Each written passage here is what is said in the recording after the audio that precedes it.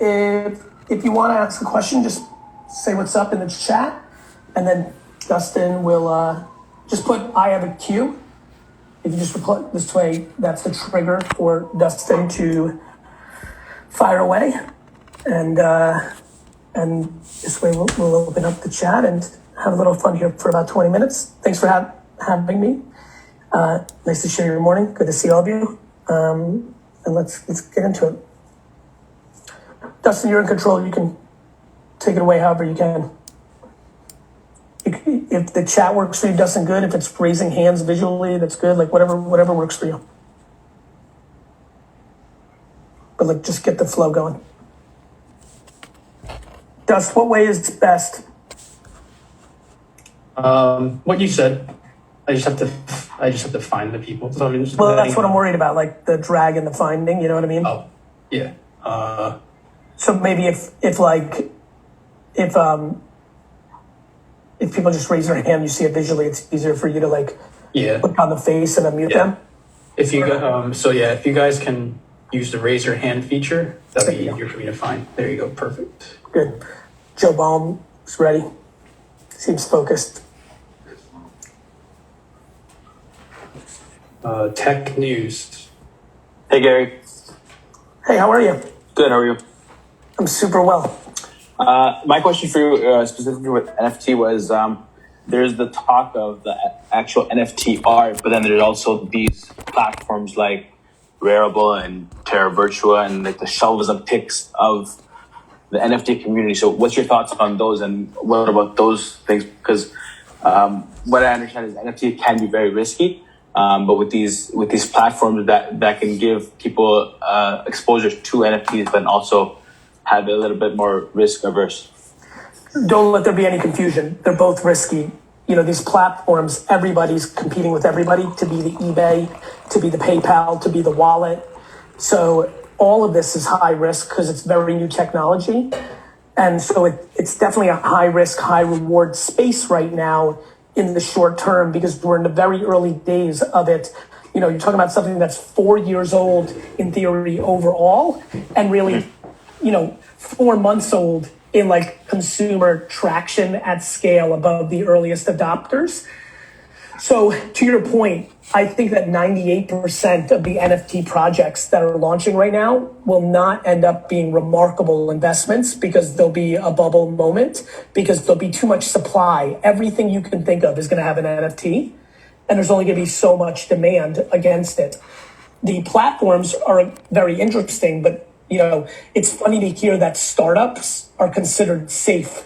That's how high risk all of this is, because 95% of the startups will fail as well, and they're all competing against each other. So the whole space is risk in the short term. The point I'm making with my conversation is within there will be some diamonds. And I do think that safe, historical, important IPs like Star Wars and Pokemon and Elvis Presley, if you look carefully, there'll be some opportunities on the art collectible side.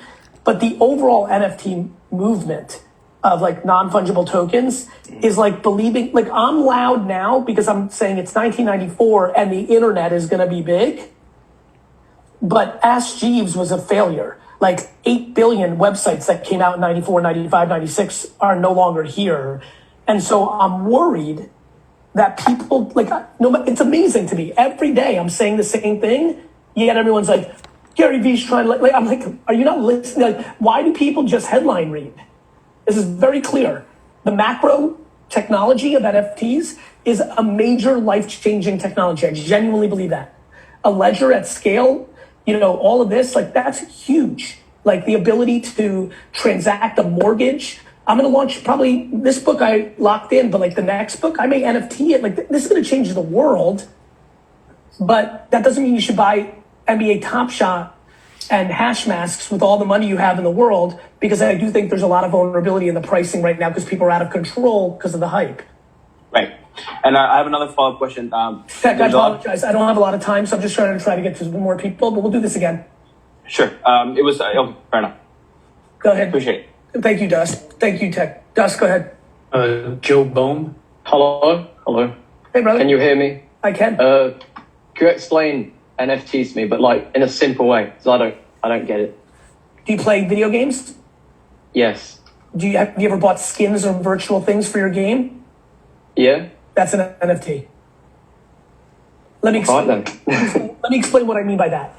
You wanted that item to be a utility in a world that you cared about, or, as I'm sure you'll admit, Joe, for the clout amongst your friends and other people by having that thing virtually, correct? Yeah.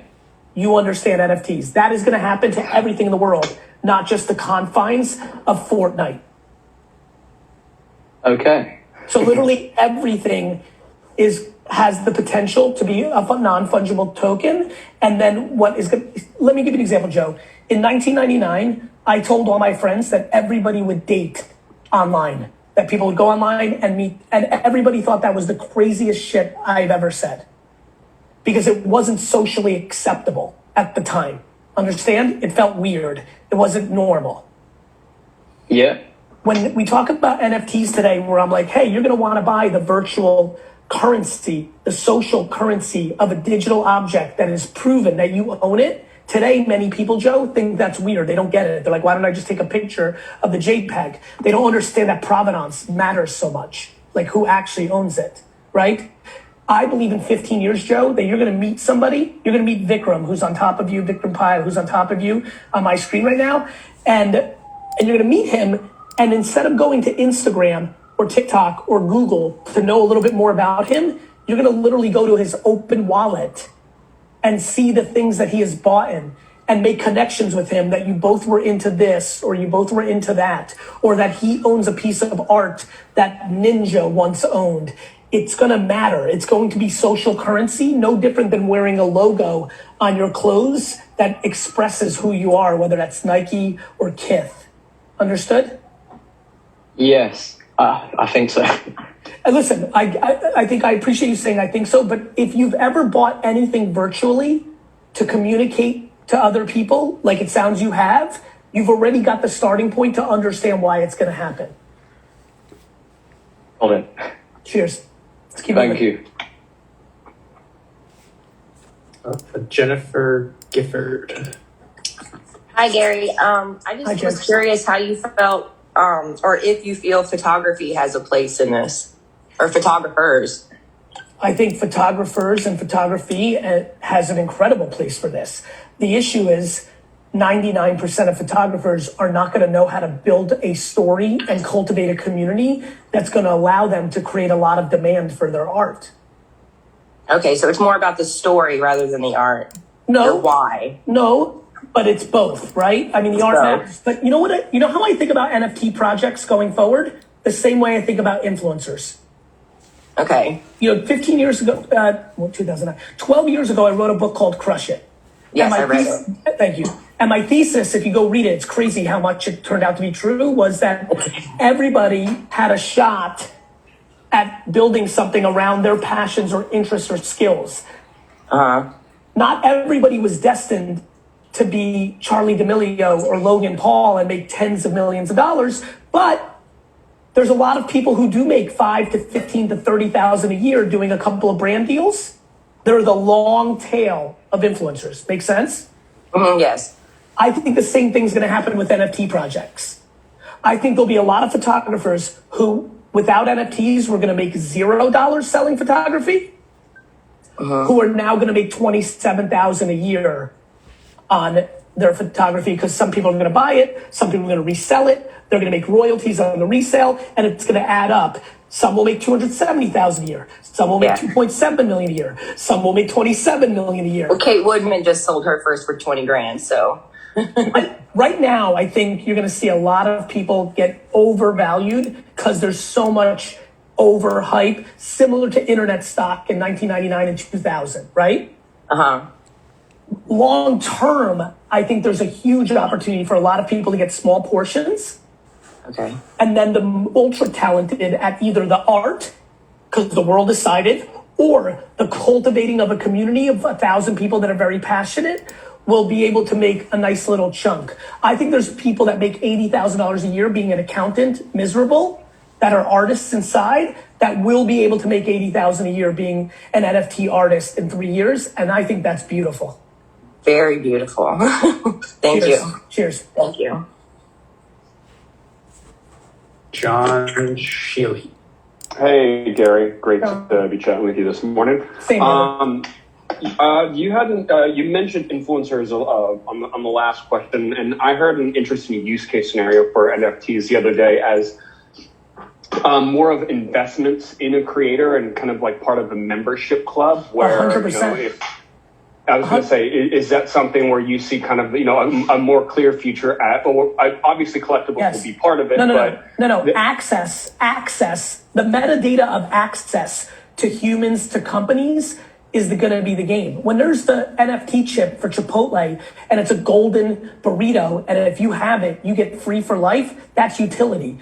I'm going to be launching a project that some of the NFTs that you buy for my project will allow you to go to any keynote that I ever give in my life, free, front row, and meet me in the green room. That's a utility. That's access. Yeah, and then being able to, essentially kind of take part in the overall direction of where that brand is going. So maybe like a conference call or be part of a board meeting. 100%. I think that music artists are going to NFT 50% of their original demo, and you'll be able to buy a piece. And if they hit big, you'll make royalties. This is contracts. These are smart contracts that are transparent, decentralized for everything you can think of. I mean, there's going to be people that can NFT their career. I could have NFT'd my career when I was 27. Yeah, all of it. But I could have been like, hey, I'm Gary Vee. I'm going to NFT my career. I'm giving up 10% of my earnings. You can buy it for $5,000 for 1% right now. I could have gotten those monies and all of you would have made a fortune. Yeah. There's a lot coming. Yeah. Well, great. Thank you. Yes, that's all I was just curious about. No worries. Thanks. I'm going to bring on Nelia.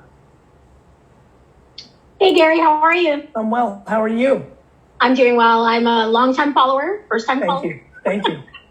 So my question is, my daughter, she's starting a jewelry business. How can she use NFTs to sort of back it up and somehow fund it? Well, what she can do is she can make NFT versions, right? Visual versions of the actual jewelry, then sell or, that image on a platform, an OpenSea or things of that nature. But then in the metadata, it can say that if you buy this, you get the actual piece of jewelry.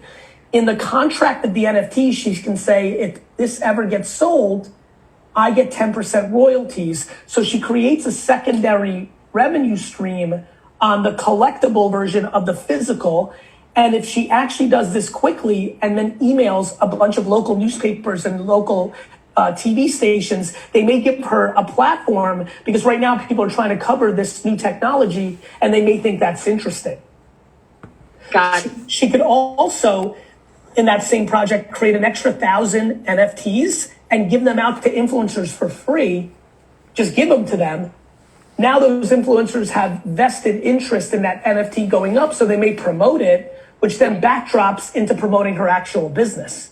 Okay. Just one thing. I love UFC. I'm glad that you've gotten into the game, and I would love to attend a UFC match when it comes back into Toronto. I love that. Thank you for saying that, and I'm happy to be in the game, and I hope I get to see you there. I love Toronto, one of my favorite cities in the world. Awesome. Have a good one, Gary. Thank you. Cheers. Thank you. Ryan McGavin. Hey, Gary. This is Ryan, and I'm curious. You talked specifically about your book. How would you plan to release a book? And I'm thinking, again, of what you're saying and, having the community and the people to back your project. But what about the average person who isn't Gary Vaynerchuk, the independent author who wants to have that ownership over their work and the provenance and take advantage of this? How would you suggest that happen? Well, Ryan, all of it, even if NFTs didn't exist, is always about having an actual community, right? So Sure. Whether you're a big name or small name, don't forget, I was also, everyone starts at 0 followers, right? So Right. cultivating a community, but I do think there's a lot of clever things that can be done. You know, imagine, you know, I don't know this, maybe you do, Harry. When Harry Potter came out, I don't think she was a big author at the time, right? No, she wasn't. No. So imagine she's launching that today. And she says, I'm going to make 1,000, I'm going to self-publish. I'm going to make 10,000 copies, but I'm going to make an NFT with it. If you buy the NFT for $30, let's say that's what she wanted for the book, I'm going to send you the book, but you still have the NFT. But I'm going to make 10,000 of those, but I'm going to make 100 golden ones. Sure. Like, right? Like the cover of the original Harry Potter, but in gold, a gold overlay. The digital artist makes it gold instead of regular, right? Right. On these 100, if you buy this, you get to meet with me on Zoom once a week for live readings and Q&A, part of my book club. So this one's $70. So now that happens, Ryan, right? And then fucking Harry Potter becomes Harry Potter. Now what happens is, in the contract of the NFT, she writes that if you ever trade this NFT, the digital version of the book, Right. I get 10% commission of it, and on and on. It becomes Harry Potter. Those NFTs would then become collectible. So what was once $30, the original book, might be selling right now for $600 because it's rare and people care about Harry Potter the same way that somebody would buy a rare toy and put it on their shelf, right? Right. But she's making $30 every time there's a transaction. And the gold ones? Well, those fuckers might be worth $10,000. And when Chris Lonsdale buys one for $20,000, she's getting $2,000. That's how you build an economy. Back to your question, which is I actually want to use an NFT overlay as a launch to build demand for me. It actually starts with 35, 7, 9 people that actually give a shit about you for some reason or another, right? It can literally be your mother and best friend. No different than the first 10 people that watched Wine Library TV in 2006. Sure. I was asking people to watch it so that there was more than 10 views. My family, you create a little ecosystem around you, right? But you still, like, NFTs are a function. They're not necessarily the thing that's going to build brand. Using social media and those things to build brand and community are still incredibly important. Well, and how do you collect the long-term royalties off of that? Well, you put it into the contract. You make Just a in the smart contract. Yeah. Everybody's going to learn about smart contracts, and the metadata of NFTs is going to become the whole thing. Right. That's going All to right. become where the long term, right? Like, you know, I have one more book deal on my current book deal, which, you know, I've been flirting and putting out content. That'll be out this winter. I was going to Okay. sign a huge deal, but now I'm really debating not doing it and launching it direct myself with an NFT overlay, because I have enough juice where, you know, I can create these different layers, a Zoom room for one, part of my audiobook experience, a dinner book club series. Those are the special ones. I can make a one of one, which lets you work with me on my next book. Who the fuck knows what that would sell for? For sure. For You know, sure. that's what happens when you build an economy. Humans are going to build economies around them. There's going to be different scales of those economies based on how much humans have given. All right. Thank All you. right. Cheers. I got to run, team. I'm sorry. I'll try to do a lot more of these pop-ups. I hope that you've learned something. If you learned something from this at all, please hit me up on Twitter right now while I go into my next meeting. I'm going to be reading my, you know, maybe use just a hashtag NFT Gary V. NFT Gary V. So I catch it. There it is. I love all of you. I'm sorry this was so short. I'll try to do more. I'm really trying to make sure everybody gets educated. Oop, I didn't put the tag there. That was just for Jan because she DM'd me or he DM'd me. Hashtag NFT Gary V. The macro of this is all time. It's Web 1.0, it's Web 2.0, this is Web 3.0. The individual projects you have to be very thoughtful of. Do I think there's Amazon stock year 2000 in this space? I do. Do I think 98% of it is going to have a problem? I do. Do I think that a lot of it can bubble burst and that's the time to buy and take it up? I do. Like, there's a lot of different strategies. Get educated. Spend 30, 50 hours educating yourself, not just, oh, Gary Vee tweeted about NFTs. Let me just go fucking buy them. Got it? Cheers, everyone. Love you.